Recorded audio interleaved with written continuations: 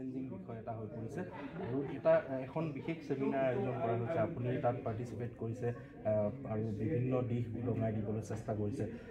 কেনেধৰণে এই সেমিনাৰখনে সহায়ক হ'ব বা এই সেমিনাৰখনৰ পৰা কি ধৰণে আপোনালোকে ইয়াক ৰোধ কৰিবলৈ সক্ষম হ'ব, কি আশা কৰে? ইয়াত সাউথ এছিয়ান ইউনিভাৰ্চিটিত এখন দুদিনীয়া কনফাৰেন্স হ'ল আৰু এই কনফাৰেন্সখন স্পেচিয়েলি কৰা হৈছিলে ড্ৰাগছ এণ্ড নাৰ্কটিক্সৰ ওপৰত। আৰু আমাৰ যিহেতু আমাৰ নৰ্থ ইষ্ট আমাৰ গোল্ডেন ট্ৰায়েংগুলৰ ওচৰত অৱস্থিত আৰু সেইকাৰণে আমাৰ নৰ্থ ইষ্টৰ ভালনাৰেবিলিটিটো খুব বেছি গোল্ডেন ট্ৰায়েংগুলৰ কাৰণে। কাৰণ ম্যানমাৰৰ এটা দীঘলীয়া বৰ্ডাৰ আছে। আমাৰ নৰ্থ ইষ্টৰ লগত ম্যানমাৰৰ 1643 কিলোমিটাৰ দীঘল এটা বৰ্ডাৰ আৰু এই বৰ্ডাৰটো মানে প'ৰাছ বৰ্ডাৰ।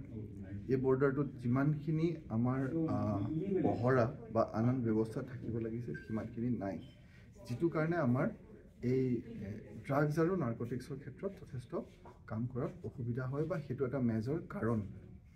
আৰু তাৰ পৰা আৰম্ভ কৰি ব্ৰিটিছৰ দিনৰ পৰা আৰম্ভ কৰি কেনেকৈ ইয়াত অপিয়াম ষ্টাৰ্ট কৰিলে ব্ৰিটিছে, কেনেকৈ সেই ছিষ্টেমবিলাক থাকি গ'ল, কেনেকৈ নতুন নতুন ইনভেষ্টৰ আহিলে, নতুন নতুন ফাইনেন্সাৰ আহিলে যে ড্ৰাগছত ইনভেষ্ট কৰি মানুহক ড্ৰাগছ খুৱাই আসক্ত কৰি তেওঁলোকে পইচা লুটক আৰু তাৰ ফলশ্ৰুতিত আমাৰ যিটো যুৱচাম আছে, আমাৰ যি যুৱচামটো ধ্বংসৰ পথলৈ আগবাঢ়ি যায়, অৰ্থাৎ আমাৰ ভৱিষ্যত অন্ধকাৰ হৈ পৰে।